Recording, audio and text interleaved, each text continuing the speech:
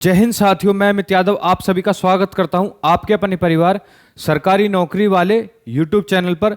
जैसा कि आप सब जानते हैं कि 5 मई सुबह 10 बजे से हमने आपका जय हिंद बैच आरपीएफ कांस्टेबल और सब इंस्पेक्टर के लिए बिल्कुल फ्री यूट्यूब चैनल पर एकदम लॉन्च कर दिया है। इसमें हमने कल आपकी गणित की क्लास ली थी प्रतिशत की, तो उसी सीरीज में आपकी ये दूसरी क्लास है आपके परसेंटेज की। इसमें मैं आपकी जानकारी के लिए बता दूं, जो मैंने परसेंटेज को बांटा है आपके टाइप वाइज, जैसे कि प्रतिशत कमी पर आधारित, ये आप देखेंगे आपके इतने ही टाइप के क्वेश्चन बनते हैं। यदि आपने ये सारे टाइप कर लिए तो ये मान लीजिए आपका एक भी क्वेश्चन बाहर नहीं आएगा। और ये जो टाइप में डिवाइड करके मैंने क्वेश्चन आपके लिए कराऊंगा, इससे आपको भी पता रहेगा कि मुझे कितने टाइप आते हैं कितने नहीं आते हैं। लेकिन मैं आपको एक दावा करता हूं कि यदि आपने ये सारे टाइप कर लिए तो आपका परसेंटेज से एक भी क्वेश्चन बाहर नहीं जाने वाला है। तो एक और आपके लिए मैंने इनिशिएटिव लिया है रिवीजन कराने का। जितना मैंने आपको पिछली क्लास में पढ़ाया है उसके लिए मैं आपके लिए 2 स्लाइड बनाऊंगा बोर्ड पर ही, उसको हम रिवाइज करेंगे। यदि आपके पास समय नहीं है रिवाइज करने का तो उस चीज का भी आपका समाधान यहां पर हो जाएगा। रिवाइज हम इसमें आपकी पिछली क्लास 5 से लेकर के 8-10 मिनट तक हम कर लिया करेंगे। तो चलिए शुरुआत करते हैं। कल का हम थोड़ा रिवाइज कर लेते हैं। जिन बच्चों को कल थोड़ा समझ में नहीं आया होगा उनको आज पूरा समझ में आ जाएगा, और जिनको अच्छे से समझ में आ गया था उनका आज रिवीजन हो जाएगा। ठीक है, जैसे कि मैंने आपको बताया था परसेंटेज का मतलब होता है प्रति 100। तो प्रति 100 कैसे लिख सकते हैं हम? 1/100। और ये किसके बराबर है? आपके प्रतिशत के। और मैंने आपको 2 बातें बताई थी, फ्रैक्शन को कन्वर्ट करना परसेंटेज में और परसेंटेज को कन्वर्ट करना फ्रैक्शन में। ये ही आपके परसेंटेज के एकदम आधार हैं। यदि आपको ये नहीं आता तो आप भूल जाइए कि आपको मैथ कभी आएगी या फिर आपको परसेंटेज चैप्टर कभी आएगा। ठीक है, बात करें फ्रैक्शन को कन्वर्ट करना आपके परसेंटेज में, तो मान लीजिए मैं 1/2 को कन्वर्ट करता हूं तो आपका 100% से आपको क्या करना पड़ेगा? इसकी मल्टीप्लाई करनी पड़ेगी।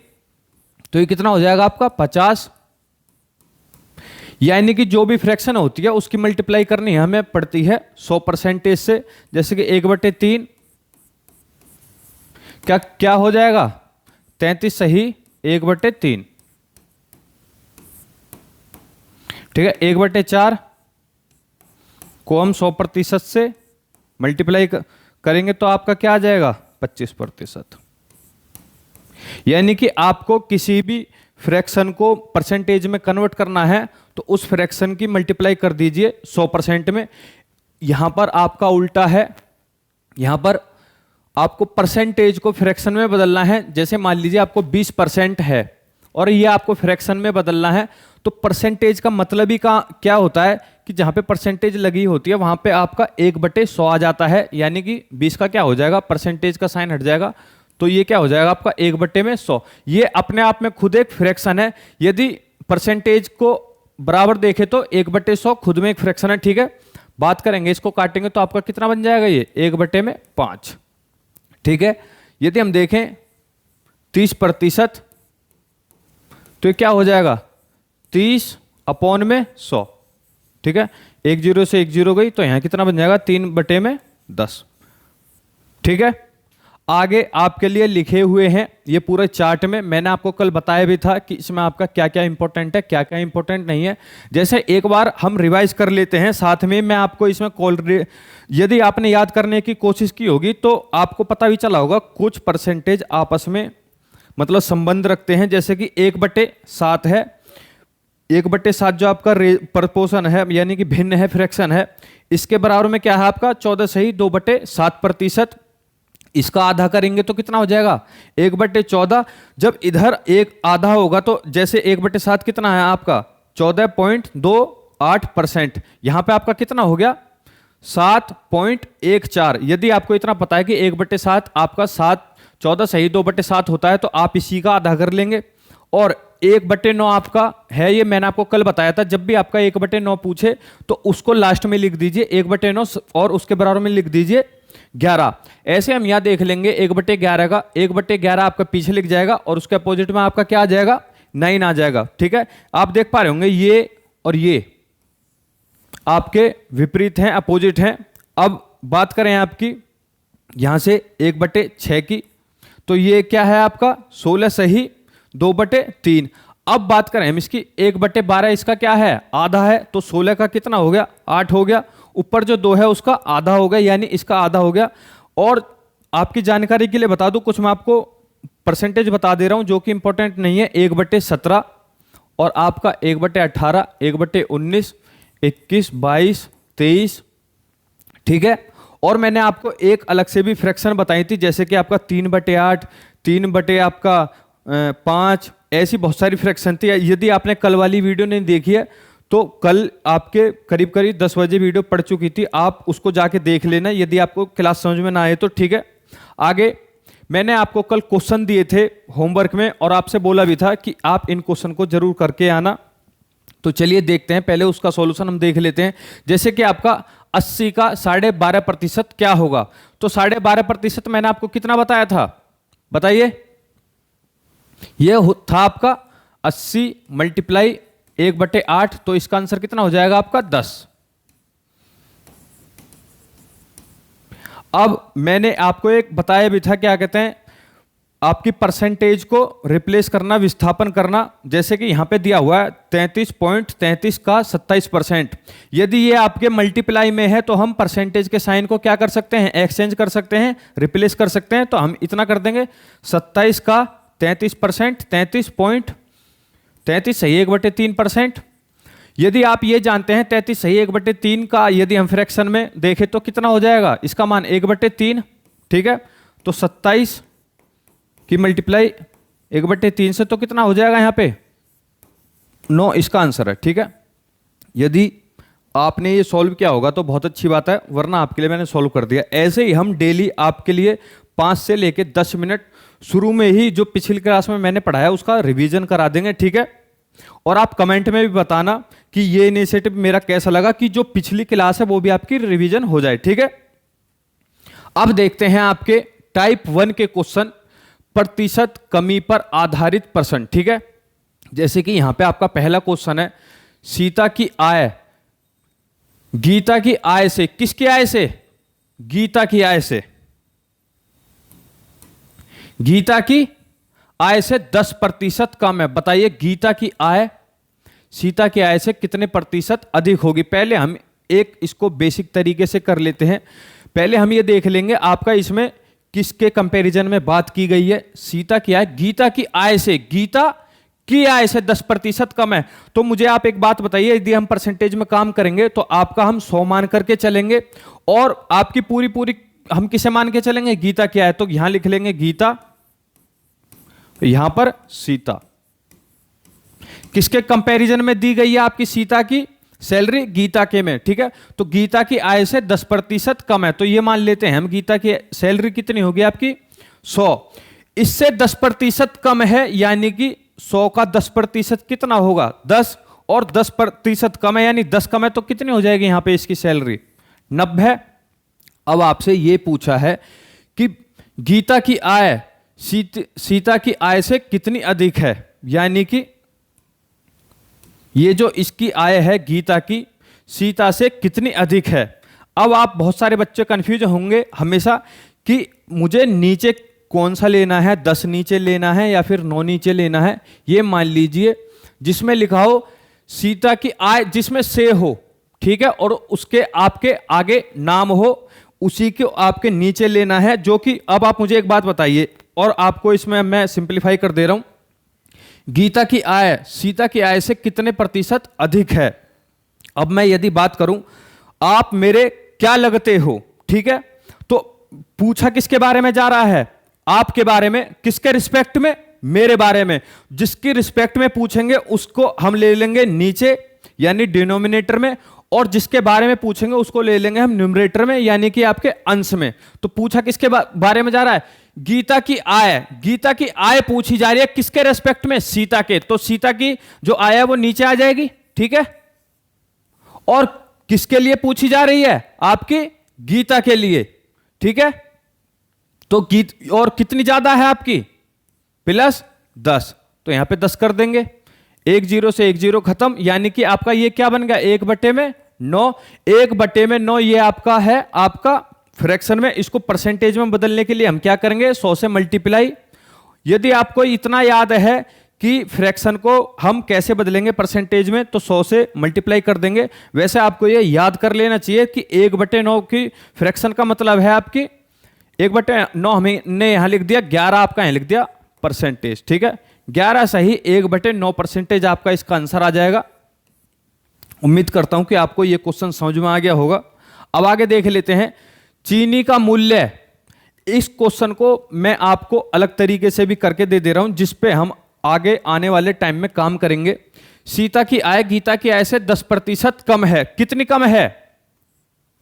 10%। ठीक है, तो मैं इसको ऐसे लिख सकता हूं 10% को, 10% बराबर 1/10। ठीक है, ये मैंने कैसे लिख दिया, जब 10% रहेगा इसको हम किस में बदलेंगे, आपके फ्रैक्शन में। तो 10 फ्रैक्शन हटा देंगे तो आपका क्या आ जाएगा, 1/100। ठीक है, 1 0 से 1 0 खत्म, तो यहां कितना आ जाएगा, 1/10। ठीक है, अब इसमें बोला क्या है, सीता की आय गीता की आय से, जिसका हम कंपैरिजन करेंगे, यानी जिसके हम रेस्पेक्ट में पूछ रहे हैं। या सीता की आय हम बोल रहे हैं कि गीता से कम है, तो रेस्पेक्ट में किसके पूछ रहे हैं हम, गीता के। तो ये किसकी आय हो जाएगी, आपकी गीता की। और हमेशा हमेशा बात याद रखना कि जो नीचे होता है वो आपका 100% में होता है। ठीक है, और जो ऊपर आपका होता है वो आपके चेंजिंग वैल्यू होती है, उसी पे आपकी क्या होती है, अधिक या फिर कम, यही होता है। ठीक है, अधिक या फिर कम। तो यहां पे क्या बोला गया है, 10% बराबर 1/10। तो ये हम किसकी आय मान लेंगे, आपकी गीता की। और कम कितनी है इसकी, सीता की कितनी कम है, 1। यानी अगर गीता की 10 आय है तो इसकी कितनी हो जाएगी, सीता की 9। अब यहां पे हम देख लेंगे सीधा सीधा कि अब इसने आगे क्वेश्चन में पूछा है गीता की आय सीता की आय से कितने प्रतिशत अधिक है। तो 1 यूनिट अधिक है। 1 यूनिट अधिक है किसके रेस्पेक्ट में, सीता के रेस्पेक्ट में। तो अब 1/9 बराबर आपका क्या हो जाएगा, 11 सही 1/9%। ठीक है, अब आगे देख लेते हैं चीनी का मूल्य 20% घट गया। ज्ञात कीजिए कि उपभोक्ता पहले जितने व्यय में कितने प्रतिशत अधिक चीनी प्राप्त करेगा। यानी ये मान लीजिए चीनी का मूल्य 20% घट गया, लेकिन पैसे वो उतने ही खर्च करना चाहता है, तो चीनी उतने पैसों में कितने % ज्यादा आ जाएगी। ठीक है, आपका सिंपल सा क्वेश्चन ये है। तो मैं मान लेता हूं आपकी पहला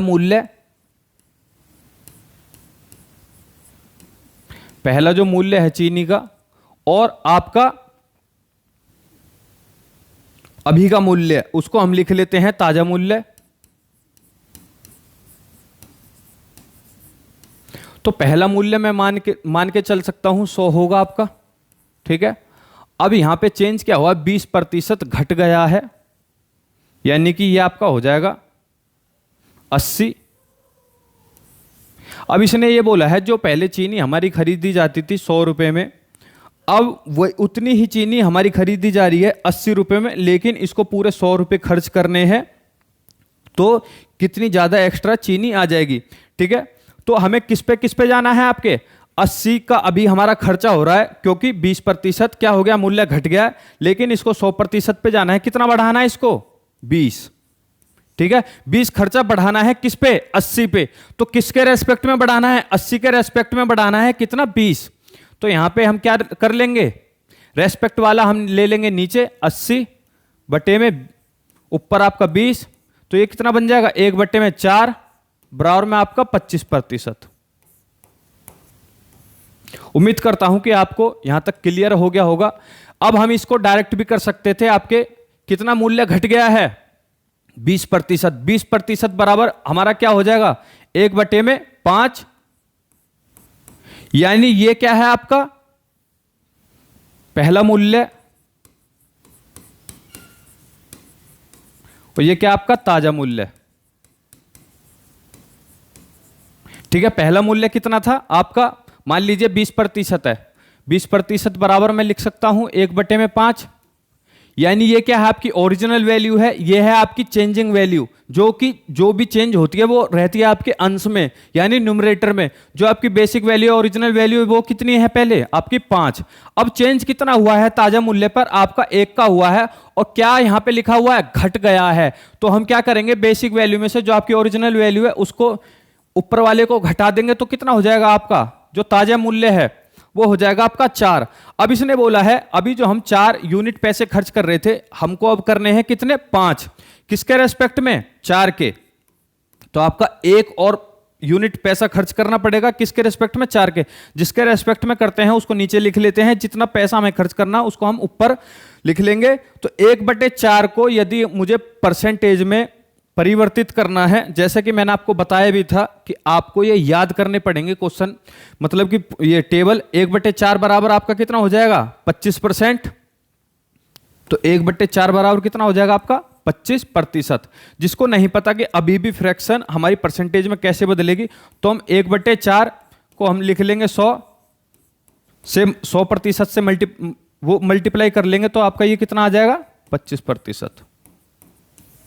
तो है आपका ऑप्शन नंबर बी। ठीक है, अब आगे बात करते हैं आपकी एक पुस्तक का अंकित मूल्य क्रय मूल्य से 20% कम है। यानी कि आपका कोई भी हम नॉर्मल सामान बेचते हैं तो क्रय मूल्य से हमेशा अंकित मूल्य ऊपर ही होता है, लेकिन यहां पे उल्टा दिया गया है कि आपका अंकित मूल्य कम है क्रय मूल्य से। बताइए उसे कितने प्रतिशत अधिक में बेचा जाए कि जो आपका बेचने वाला है ना तो उसे लाभ हो ना हो उसे हानि हो। ठीक है, तो यहां पे देख लेंगे हम आपका क्या क्रय मूल्य। ठीक है, क्रय मूल्य यहां पे आपका क्या है, यहां लिख लेते हैं। ठीक है,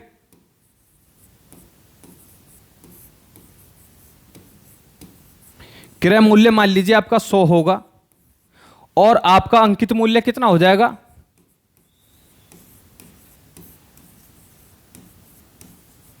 ये इसने बोला कि क्रय मूल्य से 20% कम है, यानी 100 में से कोई चीज 20% कम होगी तो वो कितनी कम हो जाएगी, 20 कम हो जाएगी। इसका मतलब 80 हो जाएगी।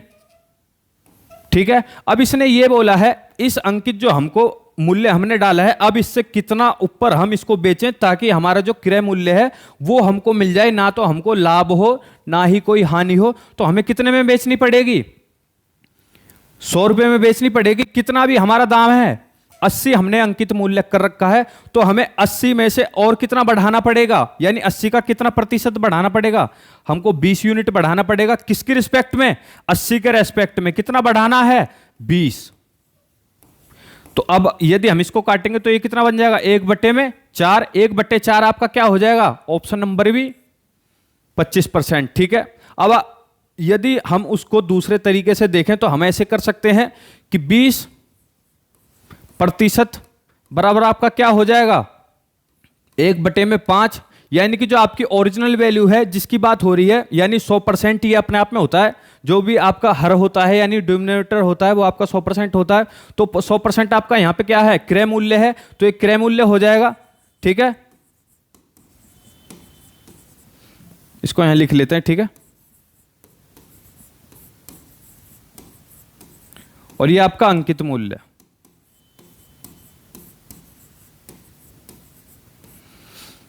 क्रय मूल्य आपका 5 है, और जो भी घटता है या बढ़ता है वो हम अंश में लिख देते हैं, और जो आपका 100% होता है वो हम हर में लिख देते हैं यानी डिनोमिनेटर में लिख देते हैं। तो आपका चेंज क्या हुआ, एक चेंज हुआ है, बढ़ा है या घटा है, घटा है कितना, 1। कितने में से, 5 में से, तो यहां अंकित मूल्य कितना हो जाएगा, 4। अब हमको करना क्या होगा, इस 4 को हमको और एक्स्ट्रा में बेचना है ताकि हमारी क्रय मूल्य निकल जाए। तो हम कितना करेंगे, 1 कितने की रिस्पेक्ट में, 4 की, तो 1/4 हमारा कितना हो जाता है, 25%। ठीक है, अब आगे देख लेते हैं। रहीम की ऊंचाई करीम की ऊंचाई से 50% कम थी। ज्ञात कीजिए कि करीम रहीम से कितने प्रतिशत अधिक ऊंचा है। तो अभी किसकी रिस्पेक्ट में बोला गया है, किसकी हाइट कम है, पहले ये देख लेते हैं। रहीम की ऊंचाई करीम की ऊंचाई से, यानी कि करीम की ऊंचाई से 50% कम है। किसकी, रहीम की। तो करीम की यहां पे हम 100% मान लेते हैं, यहां पे हम क्या मान लेते हैं, 100। रहीम की हम क्या मान लेंगे, 50। ठीक है, अब इसने बोला है ज्ञात कीजिए कि करीम, ये आपका जो करीम है रहीम से कितने प्रतिशत अधिक ऊंचा है। कितना ऊंचा है भाई ये इससे? 50 ऊंचा है।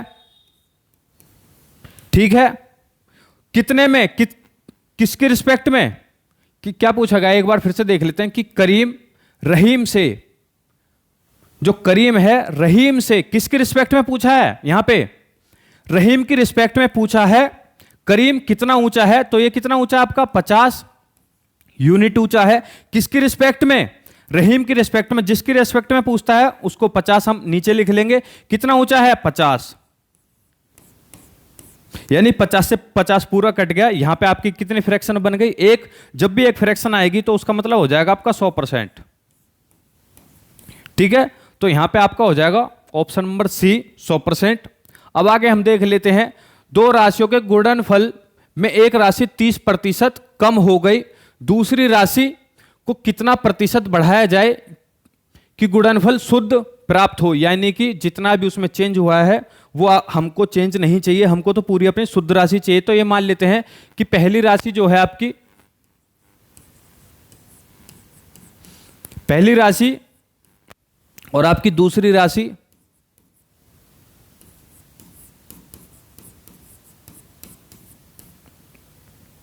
दो राशियों के गुणनफल में एक राशि 30% कम हो गई, दूसरी राशि को कितना बढ़ाया जाए कि गुणनफल आपका शुद्ध आए। तो ये मान लेंगे हम पहली राशि में आपका हुआ क्या होगा, 100% हुई रही होगी।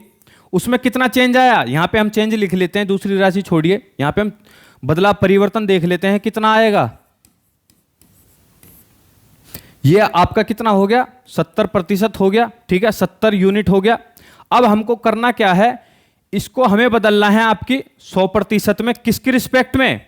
70 की। तो कितना आगे हमें जाना पड़ेगा? 30 आगे जाना पड़ेगा। किसके रिस्पेक्ट में? कहां से? 70 से। तो 70 नीचे आ जाएगा। ठीक है, ये कितना हो जाएगा आपका? 30 ऊपर।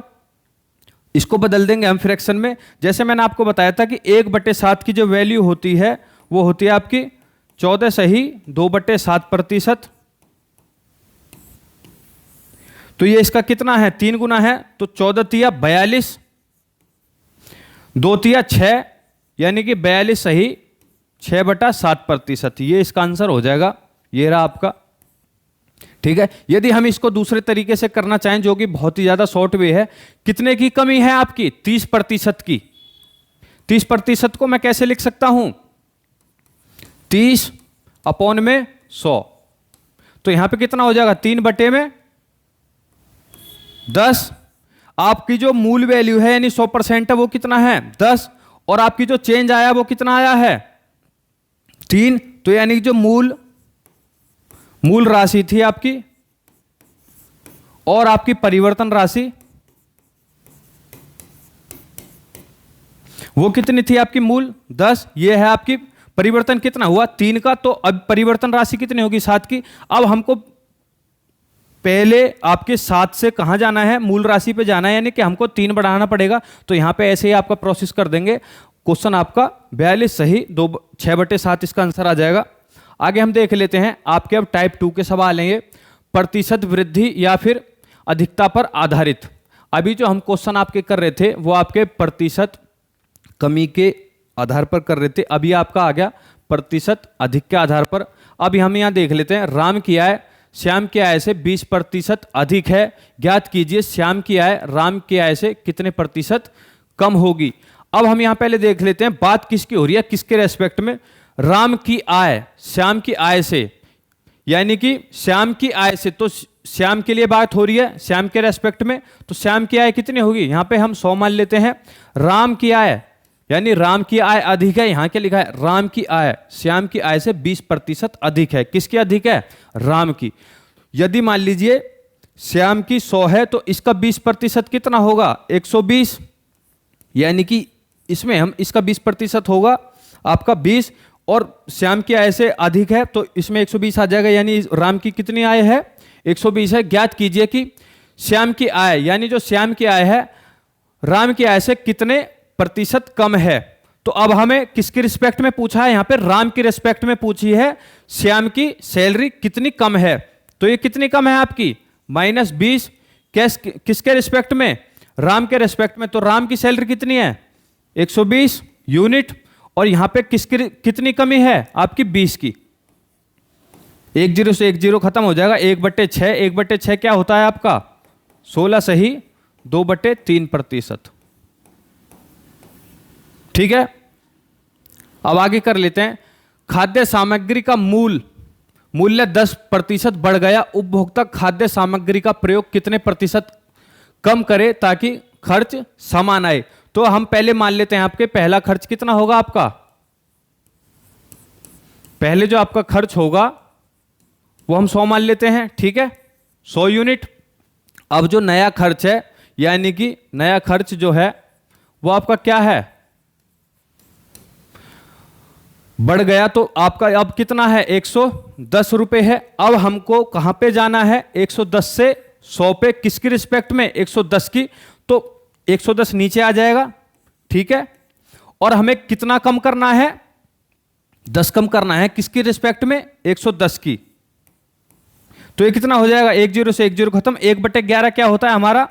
1/11। और यहां 1/11 और यहां क्या आ जाएगा आपका? 9। ये आपका 1/11 को यदि हम परसेंटेज में लिखेंगे तो हम ये लिख देंगे। तो ये कितना हो गया आपको? ऑप्शन नंबर बी 9 सही 1/11। अब आगे बात कर लेते हैं आपके किसी वस्तु का अंकित मूल्य 25, किसी वस्तु का अंकित मूल्य क्रय मूल्य से 25% अधिक है। यानी कि किससे अधिक है? क्रय मूल्य से 25% अधिक है। क्या अधिक है? आपका अंकित मूल्य। तो बेस आपका क्या है यहां पर? क्रय मूल्य।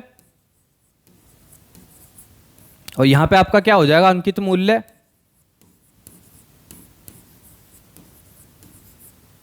किसकी रिस्पेक्ट में अंकित मूल्य अधिक है? क्रय मूल्य की। तो यहां पे बेस क्या हो जाएगा आपका? यानी 100% क्या है आपका? क्रय मूल्य है। इससे 25% अधिक है, यानी कि 25 अधिक है इससे। तो आपका ये कितना हो जाएगा? 125। उसे कितने प्रतिशत कम खर्च में बेचा जाए कि ना तो उसको लाभ हो ना ही उसको हानि हो? यानी कि कोई उसने सामान 100 रुपए का खरीदा, लेकिन उसने MRP उसका कितना कर दिया है? 125 रुपए। अब उसने ये बोला है कि वो कितने में बेचे, ना तो उसको लाभ हो ना तो हानि हो। तो उसने खरीदी कितने में थी? 100 रुपए में। अब वो बेचेगा कितने में? 100 रुपए में। यानी उसको कितना अपना दाम कम करना पड़ेगा? 125 की रिस्पेक्ट से, क्योंकि अभी वो MRP कितना लगा के बैठा है? 125। तो हमें किसकी रिस्पेक्ट में दाम कम करने होंगे? वो करने होंगे 25। ठीक है, कम करने होंगे किसकी रिस्पेक्ट में? अंकित मूल्य की रिस्पेक्ट में। ये आपका 25 हो गया। तो 25 से कम 25, 25 यहां पे कितना हो जाएगा? 5 बार में कट जाएगा। तो 1/5 आपका क्या होता है? 20%। अब आगे देख लेते हैं। सरसों के तेल का दाम 15% बढ़ गया। तो पहला मूल्य हम देख लेते हैं। ठीक है, ये कितना हो गया? ताजा मूल्य, यानी बढ़ गया।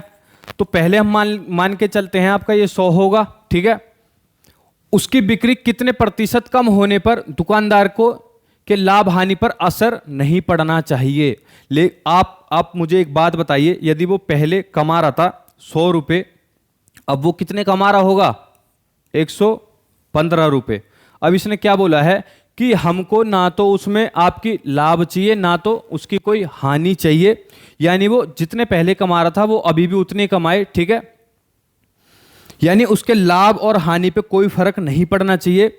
और अभी वो कितने कमाएगा? 115 रुपए। लेकिन उसने क्या बोला है? क्वेश्चन में क्या बोला गया है कि आपका ना तो वो लाभ कमाए ना तो हानि कमाए, यानी कि पहले क्रय मूल्य पर ही जाए। किसकी रिस्पेक्ट में? 115 की। कितना कम जाए? 15। ठीक है, तो ये हम क्या लिख देंगे? 15 किसके रेस्पेक्ट में? 15 की। तो यहां क्या हो जाएगा? 5 तिया 15 और ये कितने बार में कट जाएगा? 23 बार में। इसको फिर परसेंटेज में बदलने के लिए हम क्या करेंगे? 100% से मल्टीप्लाई कर देंगे। इसको हम सॉल्व करने पे आपका आंसर आ जाएगा D 13 सही 1/23%। ठीक है, यहां पे हम ऐसे भी ऑप्शन को देख के कर सकते थे कि आपका 300 कभी नहीं कटेगा, तो नीचे डिनोमिनेटर में आपका क्या आएगा, हमेशा 23 आएगा। तो इसको हम ऑप्शन से भी कर सकते थे देख करके, ठीक है। आगे देखते हैं आपके, एक व्यक्ति किसी कारण से अपने खर्च 20% बढ़ा दिया गया, पुण्य कारण समाप्त, यानी कि जो कारण था आपका वो कारण समाप्त हो गया, पर वह अपना खर्च कितने प्रतिशत घटाए कि उसकी बचत पर कोई असर ना पड़े। यानी उसने अपना खर्चा बढ़ाया तो उसकी बचत कम हो गई होगी। अब वो अपनी क्या कहते हैं, क्या बोला इसने, कारण समाप्त होने पर वो अपना खर्च कितना घटाए कि आप उसकी बचत सेम रहे। यानी इसका मतलब ये है कि वो उतना ही खर्चा करे जितना वो पहले करता था। तो हम देख लेते हैं पहला खर्चा, पहला खर्च वो कितना करता था, मान लीजिए 100 करता था, ठीक है। अब वो उसका बढ़ा हुआ खर्च यानी जो ताजा खर्च है वो कितना है, उसका 20%। 20% बढ़ गया यानी 120 हो गया, इसका 20% कितना हो गया 20, इसका 20% बढ़ा है तो कितना हो जाएगा 120। अब इसने ये बोला है कि अभी तो ये खर्चा हो रहा था, यानी पहले हो रहा था 100, अब हो रहा है 120। अब कितना क्या कहते हैं खर्चा कम किया जाए, कितने में से, 120 में से, ताकि आपकी जो बचत है वो पहले की तरह होती रहे। तो हमको कितना खर्चा कम करना है, -20, किसकी रिस्पेक्ट में, यानी कहां से खर्चा कम करके लाना है 100, तो 120 से 100 लाना है, तो किसकी रिस्पेक्ट में कम खर्चा करना है, 120 की। कितना खर्चा कम करना है 20, 1 0 से 1 0 खत्म, 2 एकम 2 और 2 छिक्के 12, यानी 1/6। 1/6 को हम कितना लिखेंगे प्रतिशत में, वो जो हो जाएगा आपका 16 सही 2/3%। आगे जिस बच्चे को क्लास समझ में नहीं आ रही है तो गलती उनकी नहीं है, ये जो मैं आपको अभी डायरेक्ट कर दे रहा हूं कि आपका 1/6 को हम क्या लिख सकते हैं, 16 सही 2/3%। ये मैंने आपको पिछली क्लास में पूरा डिटेल में समझाया। पूरी ये मान लीजिए करीब करीब 57-58 की मिनट की वीडियो है, उसमें सिर्फ मैंने आपको यही सिखाया है कि किसी भी फ्रैक्शन को परसेंटेज में कैसे बदलना है, किसी भी परसेंटेज को फ्रैक्शन में कैसे बदलना है। यदि जिसको भी समझ में नहीं आ रहा है तो कल आपकी वीडियो पड़ी थी, आप वो देख सकते हैं।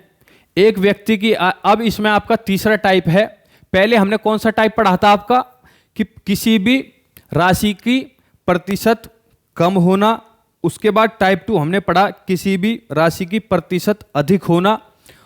और अब हम इसका मिक्सचर पढ़ेंगे, यानी कि प्रतिशत वृद्धि और कमी दोनों पर आधारित प्रश्न, ठीक है। ये हो गया आपका टाइप 3 और ये आपका आज का लास्ट टाइप रहेगा।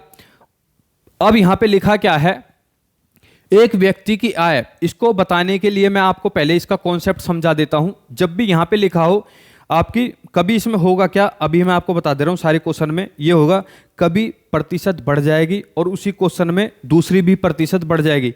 अगले क्वेश्चन में होगा क्या कि कभी प्रतिशत घट जाएगी, फिर उसी क्वेश्चन में प्रतिशत बढ़ जाएगी, ठीक है। तो इसका आसान फॉर्मूला है x + y प्लस में x × y अपॉन में 100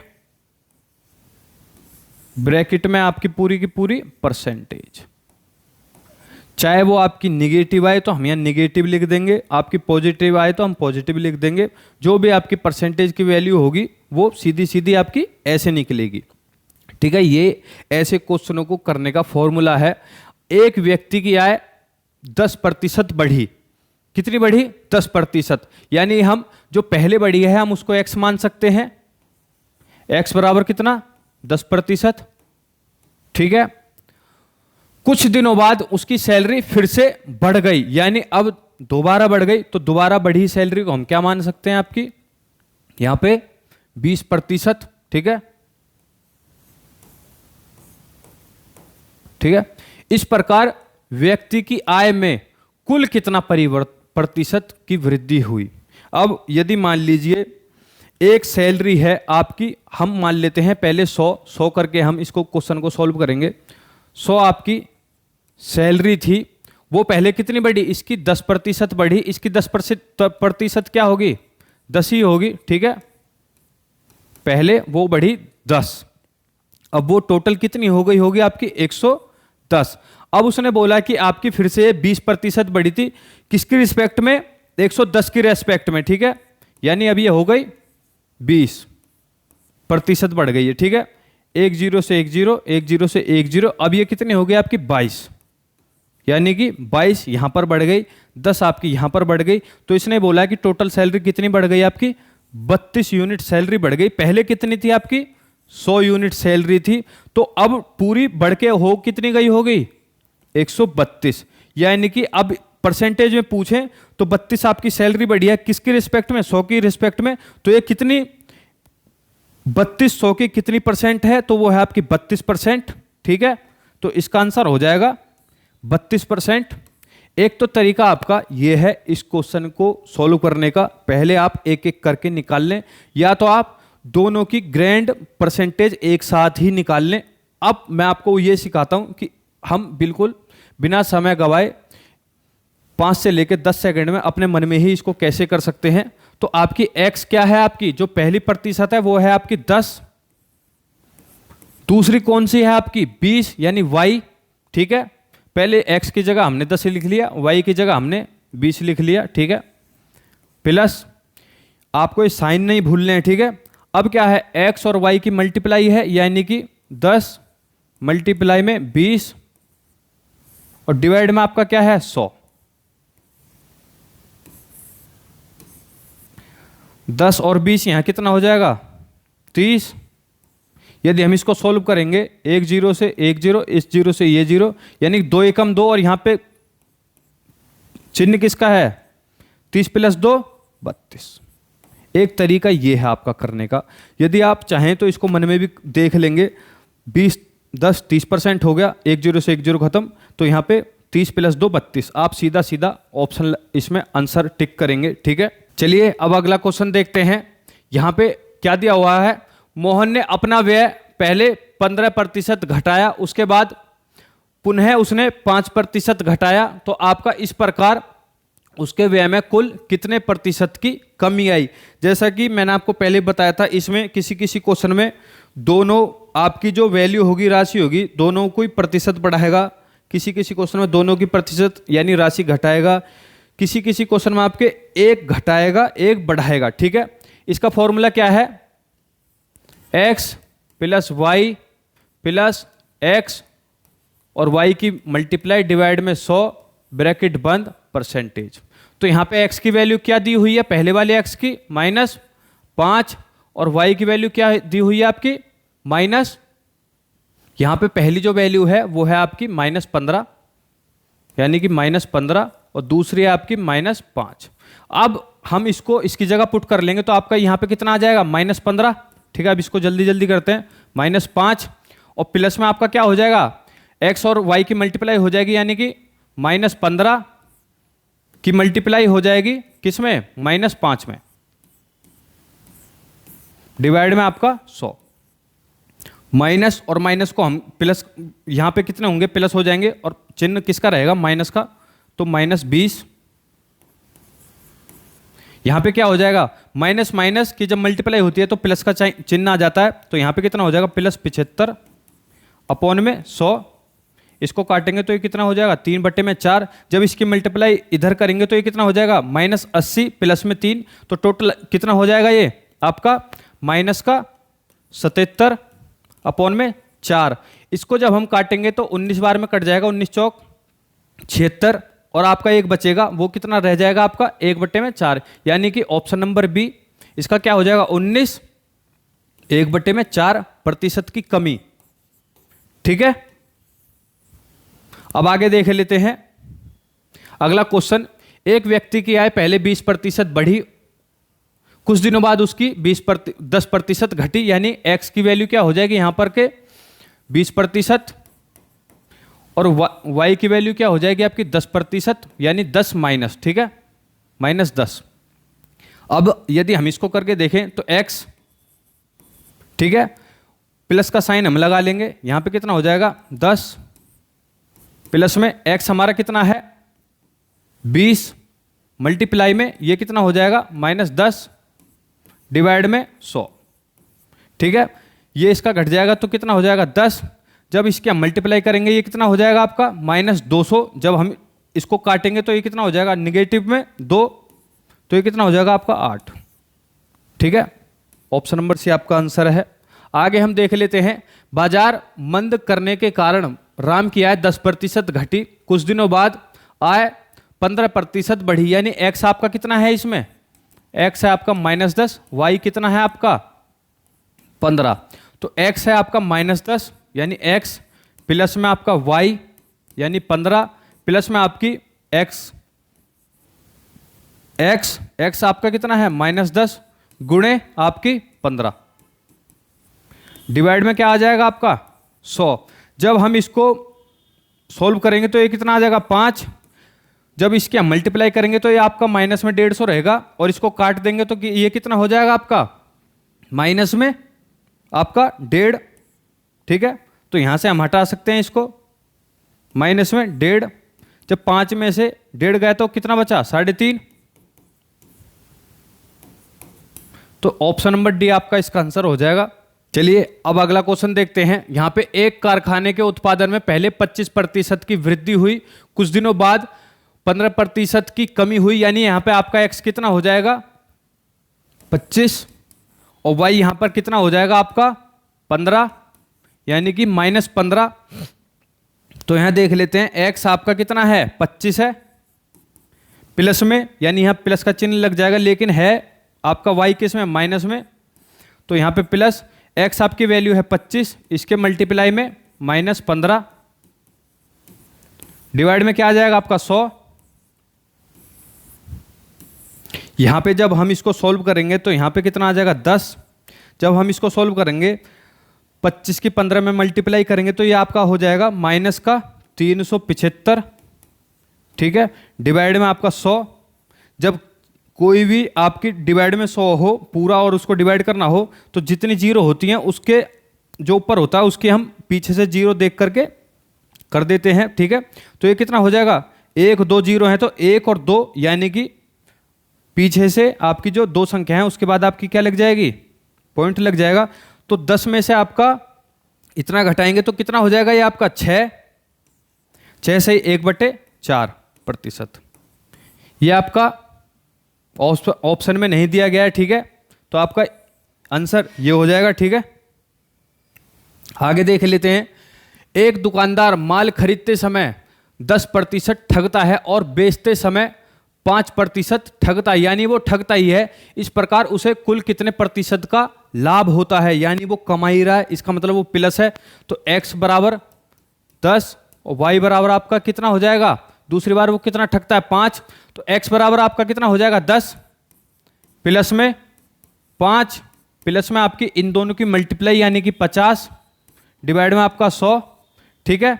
तो यहां पे कितना हो जाएगा आपका 15 और प्लस में आधा, यानी ये कितना हो गया आपका 15.5, ठीक है, 15.5%। आज के लिए आपके इतने ही क्वेश्चन थे, ठीक है। टोटल आपके इसमें 16 क्वेश्चन मैंने आपको सॉल्व करा दिए। उम्मीद करता हूं कि आपको सारी क्लास एक एक क्वेश्चन समझ में आ गया होगा। अब हम जो आपके लिए कल करेंगे, ठीक है,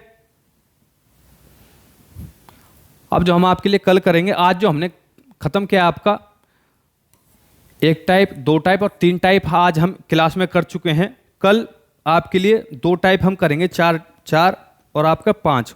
उम्मीद करता हूं कि आपको जितनी भी मैं क्लास पढ़ा रहा हूं मैथ की, अभी जिन बच्चों का बैकग्राउंड मैथ नहीं है या फिर जिनको कंपटीशन की बिल्कुल नॉलेज नहीं है, अभी उनको परेशानी हो रही होगी, लेकिन आप इन्हीं क्लास के नोट्स बनाएंगे या फिर जितने मैं आपको PDF सेंड करता हूं अपनी एप्लीकेशन पे, यदि आप उसको डाउनलोड करके इसको बार बार देखेंगे, वीडियो को 1-2 बार आप देखेंगे तो आपको चीज़ें क्लियर होने लगेंगी।